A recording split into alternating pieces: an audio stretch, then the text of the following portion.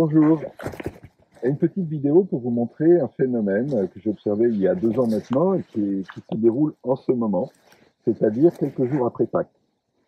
Dans la nature, ici, on va pouvoir observer un croisement en étoiles qui n'y sera plus dans quelques temps. D'accord? Croisement en étoiles, je vous rappelle, j'ai un réseau Hartmann qui est ici, voilà, un autre réseau Hartmann ici, donc ils se croisent comme ça.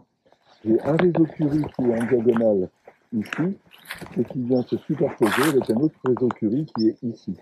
Donc la superposition de tous ces réseaux qu'on dit négatifs, c'est-à-dire qui sont dévitalisants pour nous, ça donne un point ici qui est très dévitalisant, c'est-à-dire si je prends mon biochamp et que je le mets en rapport avec la Terre ici, ça se fait, j'ai plus d'énergie. D'accord?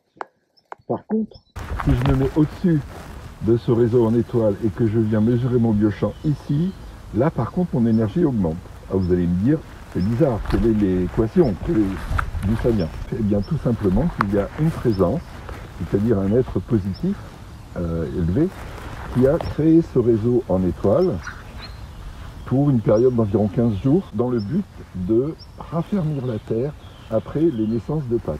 Alors si je vous explique ça autrement, la Pâque, première Pâque, c'est la Pâque juive, dans laquelle le peuple juif sort du désert pour arriver en terre promise. Okay.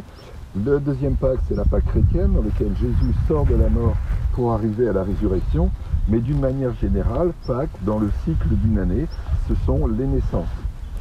Pour donner un autre repère, à la Saint-Valentin, qui est donc 14 février, ce sont les énergies féminines et masculines qui sortent de torpeur de l'hiver pour se rejoindre, pour préparer les éclosions du printemps.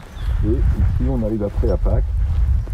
Et ce qui se passe, c'est que le féminin, après Pâques, donc la Terre étant assez féminine, le féminin va resserrer ses tissus après les duretés de l'accouchement et des grossesses portées.